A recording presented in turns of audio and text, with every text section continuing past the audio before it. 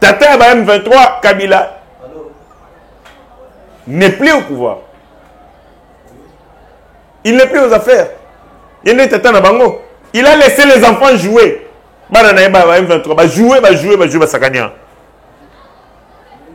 Tout ce que moi je dis au Rwanda, il faut voir ceci. Kakame, James Kabarebe, Félix Aza Muninga na bino te ndenge Kabila zaki Muninga na bino.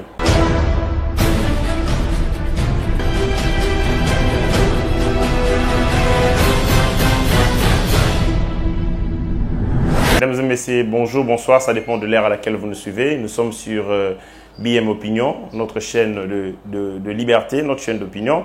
L'actualité est tellement abondante. Aujourd'hui, nous sommes Mokolo ya lundi, semaine et bandit pour ce bandit, et ça nous permet aussi de revenir sur beaucoup d'actualités. Au Bakbachaki, l'Ikébité, la semaine où tu koleka, mais aussi Makambo et bandit, semaine où. Actualité à Liboso, plus de 48 heures depuis que rapport il y a IGF sur le détournement de la province de Sud Kivu, ils allaient geler, ils ont tiré les lots na tiroir. Plus de 48 heures, la salle de dénonciation semaine où tu koleka, les lots na koyé les sous davantage pour dire que c'est que Makambo qui semaine où tu koleka, ils allaient la vérité parce que jusque là aucun rapport n'est publié sur la gestion calamiteuse il y a gouverné à Sud Kivu Teungwabidji. Deuxième élément, nous allons parler sur Makambo ya sécurité.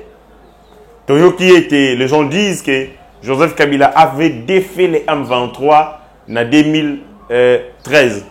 Si il y a une question, est-ce que une rébellion qui a été défaite peut-elle avoir des revendications? Parce que ce qui va défaire, c'est-à-dire gagner qui est sur le terrain militaire. Donc, on va gagner sur le terrain militaire, Azali Nini, Azali vaincu. Est-ce que Mouto Azali vaincu? Et c'est Azali ma condition à couper sa part vainqueur. De telle enseigne que, après, Mboule Belé, soit 9 ans, M23 a renaître dans la cendre naïe. Sur fond, il y a ma revendication naïe où il va signer na Joseph Kabila. On va tenter d'expliquer, on va parler Makambo Eko Salama aussi na Esther. On va survoler beaucoup de sujets. Tokobet Ali Solo, il y a Kagame, il y a Rwanda. Tokobet Ali Solo, notamment, il y a ministère de l'économie, Chilelo, AFDC, Dengue Biango, a perdra ministre ou Azalaki vous représenter parti, 70 jours déjà depuis Akoya Yangoyo. Aucun changement, remplacement et salamité. Donc, Boroyo Kamakambe, belé, restez branchés sur notre chaîne pour Makamoussou Kati et Gobima Nakatia émission Nabiso. Voilà, je commence comme je l'ai dit d'entame d'entrée de jeu que les solos aux alliés sur toute le lèvre à solo kobetama na mitema na mnoka ba congolais nyonso ezali. C'est vrai, on parle de la question de l'Est, mais aussi on parle Makambo et belé eux salama. D'abord, il faut retenir ceci que dans le sujet volet sécuritaire, en 2013, Joseph Kabila signe un accord avec l'M23. Cet accord met fin à la rébellion. Il y a M23, lequel M23 a été défait sur le terrain militaire, c'est-à-dire gagné. Mais tant que M23 va ressurgir, soit 9 ans après, et il y a une revendication moko, et lobby boy, l'accord est signé, ils ont respecté. La revendication dans les contenu dans cet accord et tikali qu'on se fait respecter. Je pose maintenant la question à vous les Congolais. Peuple congolais. Une rébellion, on va gagner na guerre. C'est-à-dire, Azali vaincu.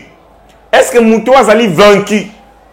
Azali n'a pas revendication à cause là auprès de Mouto Azali vainqueur. Est-ce que Zalak? Parce que Azali a une position de faiblesse. ayant perdu le terrain, ayant perdu la guerre, ayant perdu dans le théâtre des opérations, les M23 n'avaient plus de revendications à formuler. Parce que dans la position, il y a faiblesse. D'après nous, Kabila Lobaga. Mais Moutouba Beti, Boni, après, au temps donné, a rebondir à l'objet Makambutoyo Kanaki. Tu respecté. Makambutoyo Kanaki, na Joseph Kabila va se respecter en côté. Yango et Tindi Biso de manière légitime, Tozongela Zamba. Mes frères, est-ce qu'il y a une place sur le Bogo pour comprendre qu'en réalité, le M23 n'est pas un groupe rebelle. Les M23, ils allaient au Rwanda, ils allaient alliés à Kinshasa, le régime Eleki, et ils étaient des mèches, ils travaillaient ensemble. Misala et Longo. Ce qu'on dit l'accord, en réalité, n'était qu'un prétexte pour endormir les M23 à cause il y a pression et salamaki sur le plan diplomatique. Et ce qui a poussé Kabila, bien entendu, à Senganabali et M23 pour se retirer pendant un moment parce qu'il y a une sorte de pression et qu'on mata sur vous. Déjà les États-Unis d'Amérique, comment ils mouvement terroriste, et ainsi de suite. Dans le contexte, il fallait qu'on protège Bango. Et pour le protéger, et Sengaki va trouver un prétexte. Et le prétexte en question, c'était cet accord chiffon. L'accord chiffon qui, en réalité, ne devait pas être signé entre les vainqueurs et les vaincus.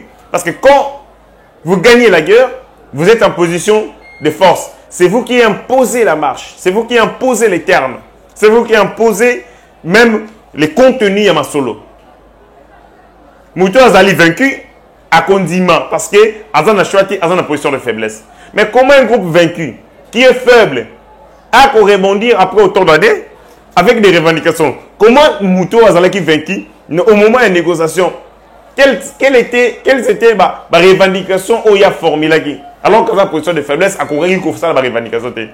Oh et ça dit que après 9 ans a qu'à revenir pour dire que Makamutoyo Kanagi Nabino bon respecter un côté. C'est clair que le M23 est de mèche, avait été de mèche avec le pouvoir au Tcholeka, Yakabila. Bazaki Kotambole Longo, Bazaki Bana Mapasa. Et tout ce qu'il faisait, c'était tout simplement de la comédie. Parce que fallait justifier l'insécurité à l'est de notre pays. Fallait justifier les plans de la balkanisation Bazalaranango. Pour maintenir ces régions du territoire sous occupation rwandaise pour que, de manière immédiate, va exploiter les ressources en abysso et de manière lointaine, va créer les conditions pour imposition ou, je dirais, formation. Il y a état immense au Balinga Basala na Grand Lac. Des révélations troublantes et Salama et au Black, ça de plus en plus les plans au Bazagi Nango. Bandeko, dossier Oyo, Rwanda et tout ça. Et remonter les lotés. Ce sont les dossiers bandits depuis Kala. Beaucoup de gens, ce sont des Rwandais. Des Rwandais, parce que quand vous lisez les documents de la colonisation, eux, ça, bien sûr, Magambo Itali transportation, il y a Rwandais, et qu'on a ça clairement que Rwandais va y avoir. Histoire et implantation à Rwandais. Entre les années 1937, 1930 à 1950, la colonie rwandaise, on a tous l'indépendance. De 1930 à 1950, les colonies rwandaises, bazaki transportées, transplantées. C'était pour échapper à la famine, Nzala. Parce que Rwanda y a beaucoup Nzala. Soit, pour le problème, il y a surpopulation. Parce que surpeuplé, les cas belé. Soit, il y a des plantations, des bilanga européens, ou encore, il y a des mines, il y a Katanga. C'est-à-dire que, or, quand vous regardez l'histoire de notre pays, un père et ça, bongo, nationalité congolaise de manière collective, naba rwandais. Après 14 ans, il faut revenir sur la décision. Comité central impère et PESA, nationalité congolaise de manière collective, naba rwandais belé. Ce sont des Rwandais. Parce que les âge na bango. On a la fixation sur Moutoute. Mais babota mi na 1930 à 1950. Ce sont des enfants de Rwandais qui étaient venus ici. Soit pour travailler dans la plantation, dans la bilanga mindele. Soit kosala na babine, na katanga, soit encore bayaki pona ko kimanzala na Rwanda. Atanzala. Kimanzala bayi ko fanda. Et tant que ça la constitution, balobi nani aza congolais article 10 batonion soyo aligné na ngwa mibale batonion soyo bazako bazalaki dans ce qui est devenu le Congo aujourd'hui. Ba union so bazalaki na ba ethnie na ba groupe ethnique o ezali Congo lelo. C'est-à-dire que ba Rwandais wana bakota et congolais d'origine. Toute personne appartenant au groupe ethnique dont les personnes et les territoires constituaient ce qui est devenu le Congo. C'est-à-dire, dans le Rwandais, il y a en 1930 à 1950, la vague à Liboso. Comment va Congolais? Parce que au moment où on a acquis l'indépendance, ils étaient sur notre territoire. Ils faisaient partie d'une minorité congolaise, entre guillemets. Or, la minorité ethnique n'existait pas parce qu'on a plus de 400 ethnies.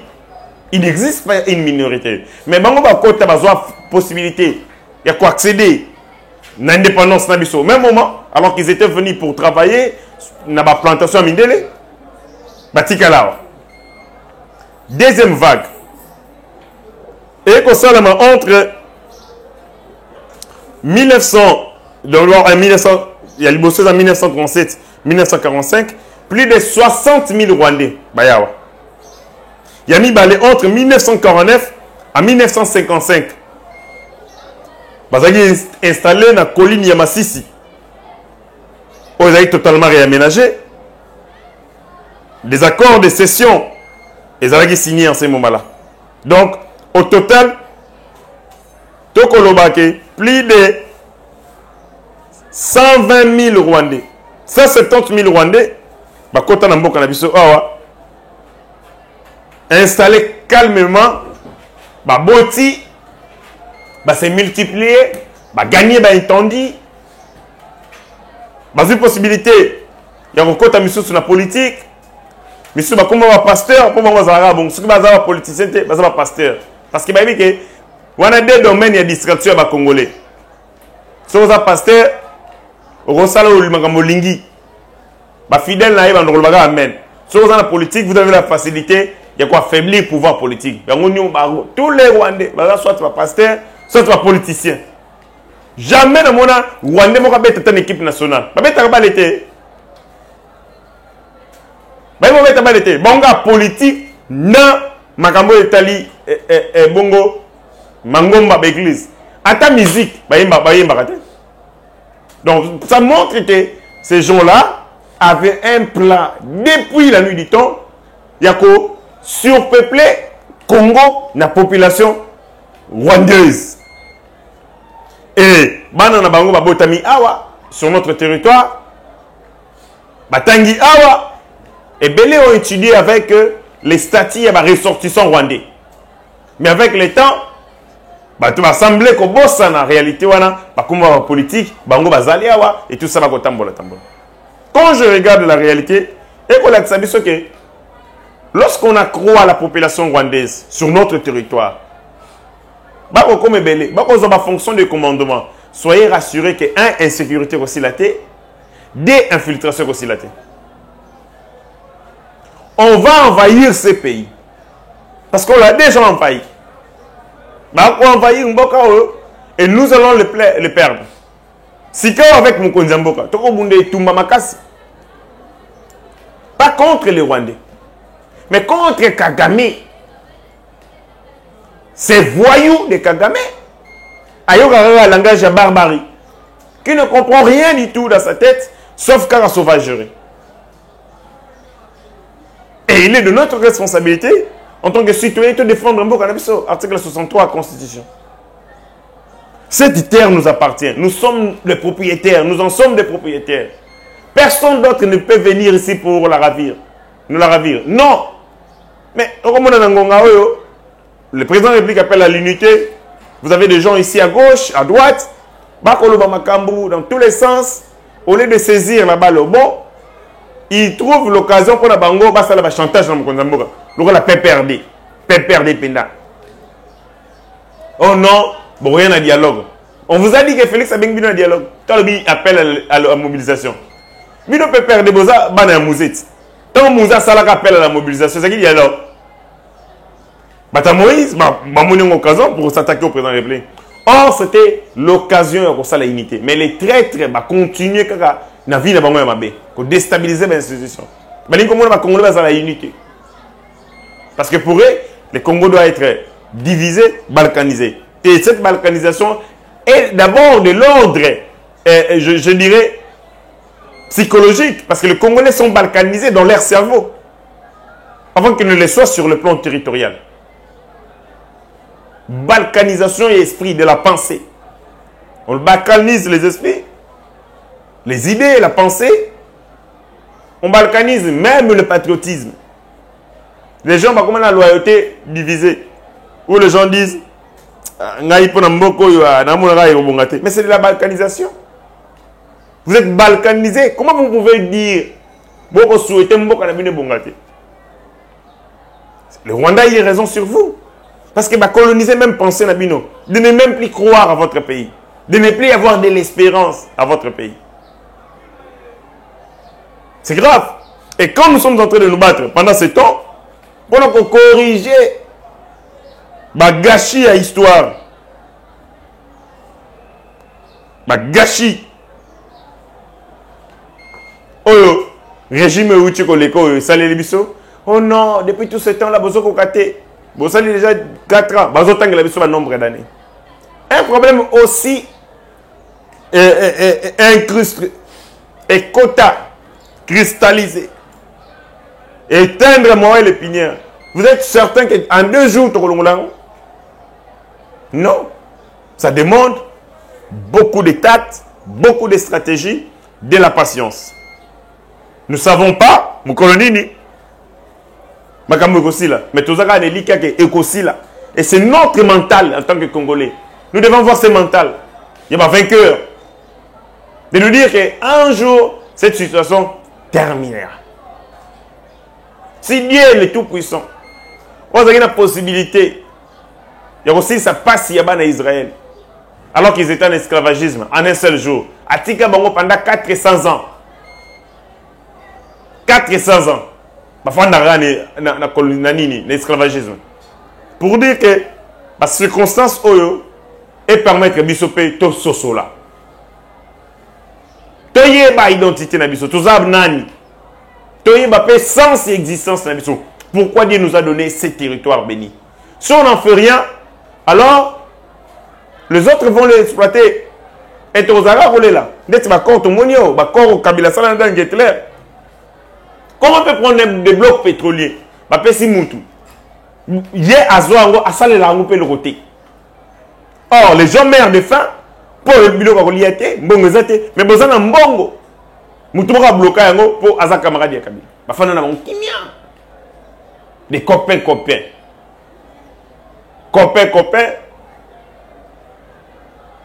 Bah, fan normal.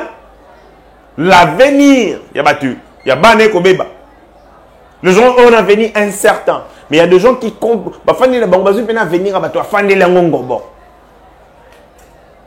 Et c'est contre tout ça, Togo Bunda.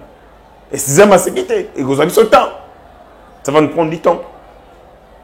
On a besoin de l'unité. Élan patriotique, il faut s'exprimer. Et où met là? Traite la République, il faut qu'on déniche, il faut qu'on dénonce. L'air ne plaît à la distraction. Tata M23, Kabila n'est plus au pouvoir.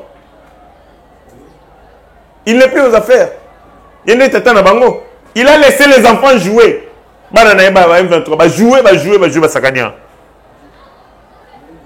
Tout ce que moi je dis au Rwanda, il faut voir ceci.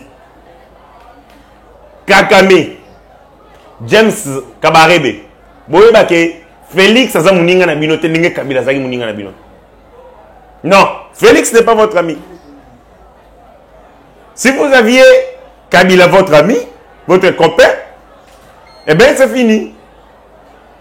Bah, j'ai essayé. Maintenant c'est Félix. Il y a un moment où on a malmené ici, malmené là-bas. Vous activez ma plan de sauvetage.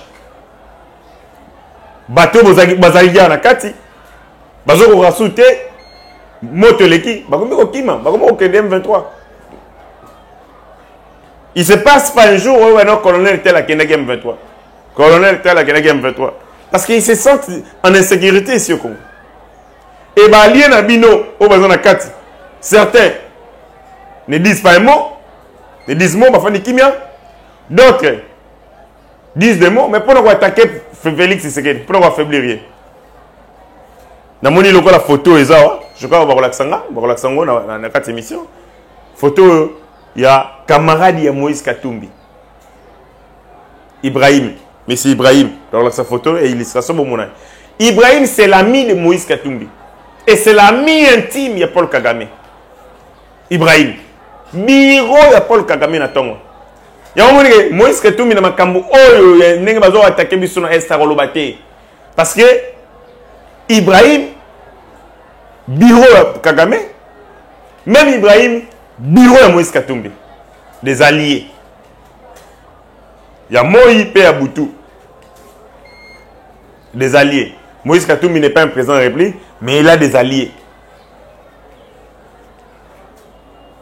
Les alliés des crimes ou quoi? Ibrahim. Bota la photo Ibrahim. Camarade de Moïse Katumbi. Et Moïse Katumbi envoie son porte-parole pour s'en prendre aux institutions. Bah attaquer Mukondamboka comme pas possible. Bah attaquer Mukondamboka. Et dans le complot et ça là dans le régime passé.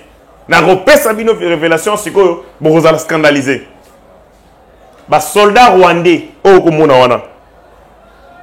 Biso mutu tondo futa bango. Les soldats rwandais étaient payés par la République démocratique du Congo. Kabila Joseph. On a une révélation il dit hein. Na le général Mbala Moussese, ba yebili kambo. Ba ndeko payer une armée rwandaise mbongo. Vrai budget à l'État congolais a 12 millions, 12 milliards. Mais en réalité, 5 milliards étaient Kokendena Rwanda. Et les restes étaient défendus dans l'Assemblée nationale. Yohane Manoko Salama sur 12 milliards. 5 milliards, ils ont gagné Rwanda. 4 milliards, ils ont défendu l'Assemblée nationale. Et 3 milliards, bah repère ça va député. Donc, le Parlement à Kala. Bah l'IA, pour pas qu'on ait encore. Et c'est ce qui se faisait depuis toujours. Mbongo bandeko bima. Et le foot, oh non, les soldats rwandais sont bien payés. Mais ils sont bien payés dans le foot à Kabango. C'est l'État congolais qui est au foot à Kabango. Non, mbongo à l'État, il y a un mbongo ndambo bandeko kende Rwanda. Ils ont gagné son état bien.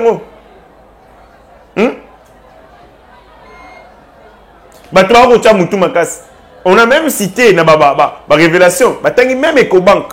Banco Babenga EcoBank. Donc d'après ndenge ba information ko circuler. La révélation est dimi. Ceux qui te chete mais to na EcoBank. Parce que information bimaki. Bon mabe. L'information circulée. On payait les Rwandais. Bisoto ko futa ba soldat Rwanda. Donc ça vient que on nini. Et tant de ces jours totier et ça les makambuti. Son belle sur kabisana. Mafia wane zaki organisé et Koufi de colère il y a état de siège a le droit faire des brousses to tiemo te boye et bimisi ba nyama nyonso to komo okamo tel nyamazaka yango moni ba combattre état de siège bango nyonso Kabila a tel état de siège Moïse Katumbi a tel état de siège ba otunyo so boye biwana ba tel état de siège parce qu'il savait et dans mawa bateau bako Bako alimenter ba titre, ba bourse, na titre, na ba valeur minier. Oh, ils actif na Kigali. Rwanda lié biso moyenté temps. Et ba continue biso et belé ba yebi Kapwana, c'est ce qu'il faisait depuis tout ce temps-là. Il y a un moment où soldats à l'époque, parce qu'ils étaient motivés. Parce qu'ils savaient pas que ça et tout binduki. Partout, bon, au monde ils avaient bien organisé pour maintenir Bissona insécurité. Voilà. Tu as occupé révélation, moi, je suis venu. Le général Mouanzi. A lobby vérité. Il y a un rôle, ça me connaît beaucoup. Tout ça fait très attention à Ouganda. Ouganda va l'expliquer clairement que rapprochement là parce que Paul Kagame et Museveni, ce sont des rebelles. Ils ont travaillé, ils ont milité ensemble pour renverser le pouvoir dans Ouganda. C'est-à-dire ce sont des amis du sang. Les amis des crimes, des partenaires des crimes. Et donc, parce qu'ils sont liés par des crimes. Solidarité criminelle et la macasse. Il y a au moins Nani Museveni, le général Mouanzi, à lobby M23, Bako Bunda, donc à défendre M23, le M23 conseil local bien. La théorie c'était, mais ils allaient un groupe pour défendre,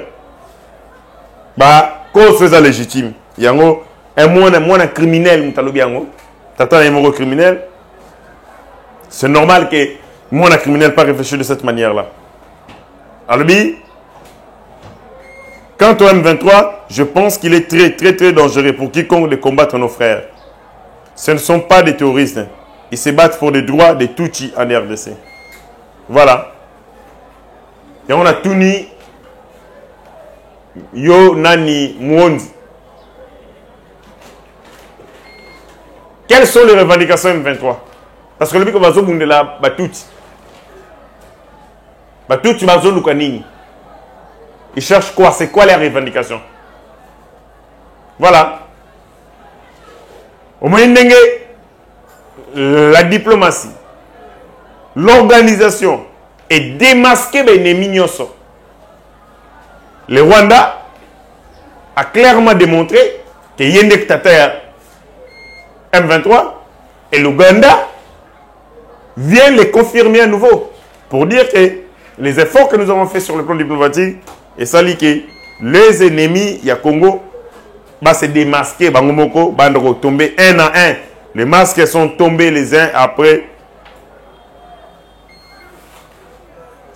les autres. Parce que, évidemment, nous avons travaillé ici pour la Kosala et Toumba Makas. Voilà, je pense qu'il y a aussi un autre dossier ici. Wanetali Bongo, le ministère, il y a EPST. EPST. Un professeur a bien un professeur Moussoussou. Kuna Sombele Soukabisano. Le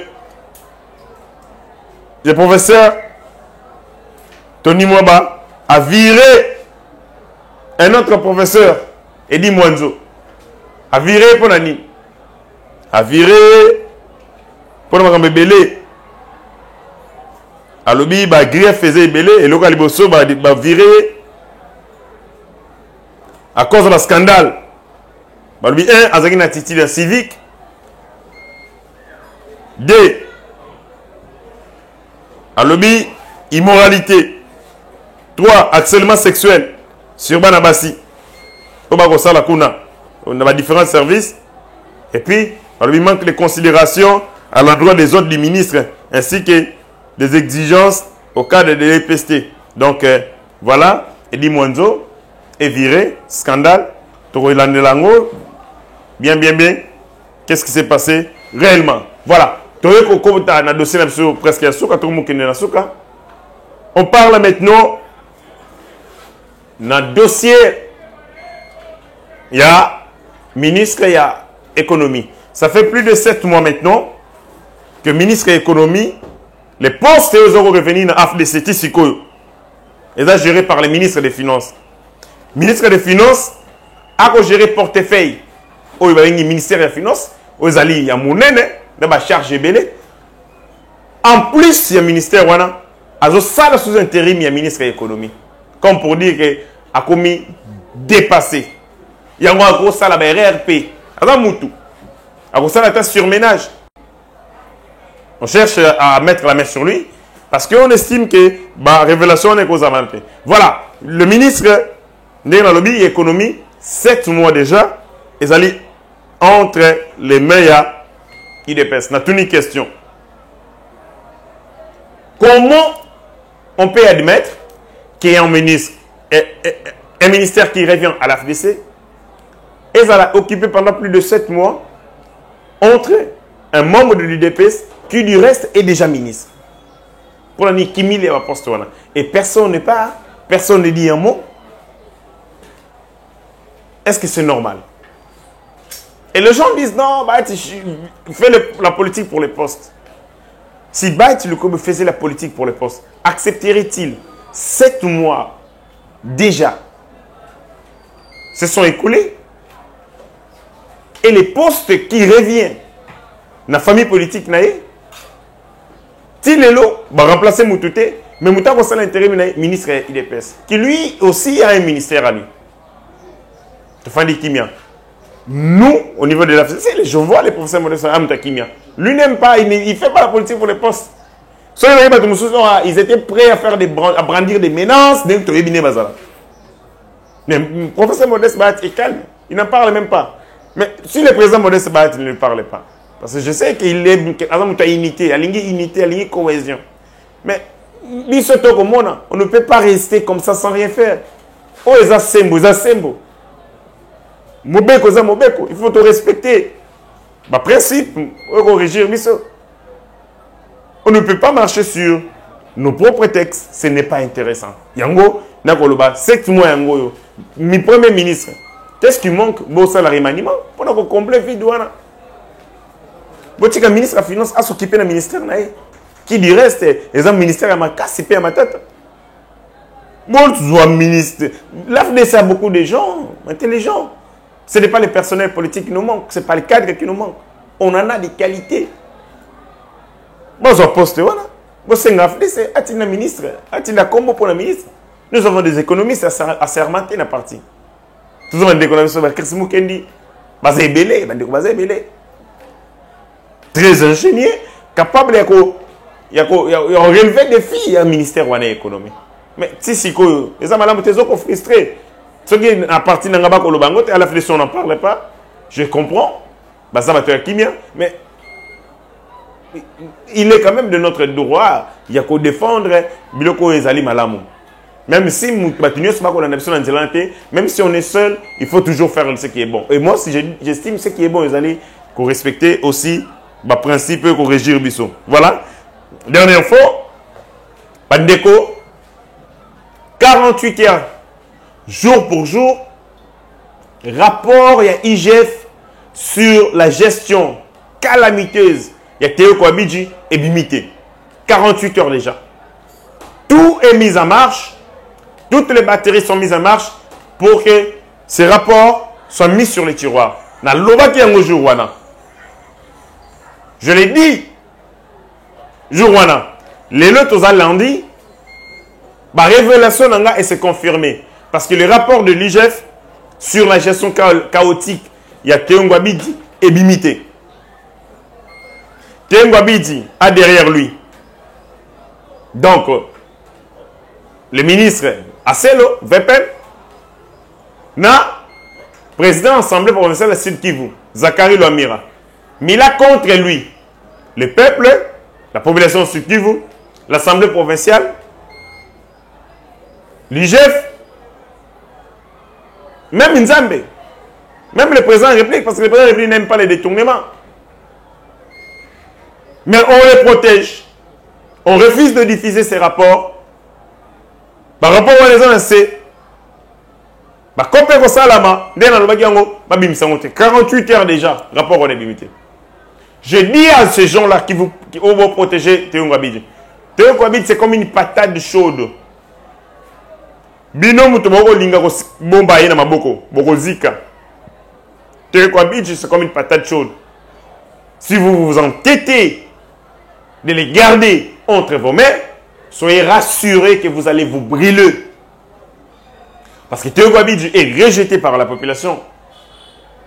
Et celui qui vous a rejeté par l'Assemblée provinciale, bah, rapport en câble derrière, par rapport à la gestion calamiteuse, Théo Abidji a saboté et les efforts de la République. Et donc, les gardez, vous, Batumi Balé na Tangiwana, Boko Bombaye, sachez que Boko Zika Maboko, Atal et Loté, Atal Lobité, vous finirez par vous brûler les mains parce que Théo Abidji est une patate chaude que personne n'est censé avoir Bombaye na Maboko pour que Ziki ça y est. Je crois que Bakonyambo Kaboyoki, Makamutoko Loba, sur la gestion calamité, sur les rapports de l'IGF, qui aujourd'hui est Kobimate. Donc, on a le bagage, bête Gimbel, la casse, Bakata Sony, Babimisango, mais Baboy Komimisango, Ngoume, Bakangina Bankaka, Motema, Babombi rapport, Bafani Nangwana. Je pense que Boyoki révélation, Boyoki Makamutolobi, Bosenga na IGF, à Lingete, Tata Lingete, Bimisa rapport, et Théo Abidji. Papa Lingete, Bimisa rapport. C'est bon, Senga, Bimisa rapport. En ce moment, vous voyez, alors que les militaires au front, ils ont poste en bongo. Alors qu'on a besoin, on a des défis et bien faut que ça. Tout relevé. Tout ça poste en bongo. Pour un projet à 145 territoires. Tout ça en bongo. Mais maintenant qu'on a en bongo, plus de 5 millions de dollars. À l'immunité, elle est minimum que le bombaye. C'est malheureux. C'est vraiment malheureux. Bandeko, je pense que émission comme Kumanasuka, j'ai quelques propositions pour clore cette émission. On a ça là, bongo na bakonzi yamboka par rapport à appel ya mokonzi yamboka sur la mobilisation de la jeunesse. Ngai proposition na sali, je demande au président de la République, toti a une unité spéciale. Il y a ba Rangers. Musala nango ezali. Musala nango ezali ko sala ba acte de sabotage na Rwanda. Donc, Paul Kagame, Banda, Sala, coup d'état, il n'est pas inquiété. Avant de monter à Tungisagaïté, il y a un pour se permettre à déstabiliser le Congo. Il faut mettre une unité spéciale où on peut inquiéter le Rwanda. Et qu'on nettoie James Kabarebe. Et nettoie le ministre de la Défense. Et nettoie le porte-parole de la Bango. Comme ça, quand la menace au Batinda Awa et comme il ne peut pas la Bango, alors il va s'occuper de la menace interne et à Congo. Et ça va nous permettre aussi de neutraliser Bango. Parce que quand lui sera concentré dans le problème interne, il va plus s'occuper du Congo. Deuxième chose. Et Sengeli. On a une unité spéciale et Rangers. Il faut les équiper, il faut qu'ils aient solo et belé. Deuxième chose. Il faut infiltrer tous les 9 pays voisins. Quand tu as mis solo et belé, l'agence secret pour infiltrer parce qu'il y a une tentative il y a pour isoler Congo to pour encercler Congo. Quand tel makamo Kagame basali na Sassou Nguesso a besoin d'un chamouana nae. Il sait que les Brazzaville bako telemelaye. Mais ce qu'on peut pas bon ma Brazzaville a cause ba Rwandais. Les Kabila benga bango, il pas benga bango bako boma. Et donc bazana bien même moral. Yongo pesa qui est ma belé awa na kota maluku. Donc, il faut infiltrer des agents secrets na Rwanda, des agents secrets na Nini, na Brazza, na Uganda, partout où on a Fokotia. Place de ce menace c'est dans 9 pays où on a Fokotia agents secrets, il faut mbongo belé. Il y a mis ça tout. Et c'est qu'il faut financer le groupe rebelle rwandais. Oh, Paul Kagame le barakebiso to soutenir bango. To soutenir bango mais il faut maintenant les soutenir pour que ce groupe rebelle va se la faire. Dès que FDLR. Non, ADF. Vous avez ADF, vous pouvez se faire un bon. Vous avez fait des bêtises na Rwanda. Vous avez FDLR, vous pouvez se faire un bon. Vous avez fait des bêtises na Uganda. Comme ça, nous ici, on aura les M23. Le Rwanda aura les ADF, on va nous déranger. L'Ouganda aura les FDLR. Comme ça, chaque pays aura ses rébellions. Et nous allons gérer. Et donc, et des moyens de communication. Il faut que tu aies un bon rebelle la communication, de proximité, pas seulement ici à Kinshasa. L'appel à la mobilisation, il faut ça là-bas, n'a pas place de sécurité pour permettre à la population de l'évacuer. Quand ça va par exemple que les lobos qui axe boité, beaucoup de sika boé, beaucoup qui m'a boé, pour que le terrain soit comme vide. Les militaires vont coûter bango na ba rebelle kaka boé, nzoto na nzoto parce que ba rebelle ba comment comme bomba derrière la population. Ba ko uzo population ko la bouclier. Moi ko bomba population na les attaques. Moi ko ça la action d'envergure les attaques parce qu'il y a la population. Mais pour est-ce que to bouna na terrain où ils allaient vider où il y aura des militaires et des militaires, bah terroristes na ba il faut qu'on évacue la population. Mais pour qu'on évacue il faut communication. Que place tel vous connaissez, massacre ko beta makuna théâtre d'opération à côté, embuscade Mokezakuna. Et là, il faut utiliser les leaders communautaires et les radios communautaires pour mobiliser la population dans Kambouana. Je pense que vous avez une émission, vous partagez l'émission, vous likez, vous aimez, vous activez la notification pour que l'émission de la chaîne Abisso, BM, Bolandarango, en temps réel. Je pense que ce que nous avons besoin de Merci.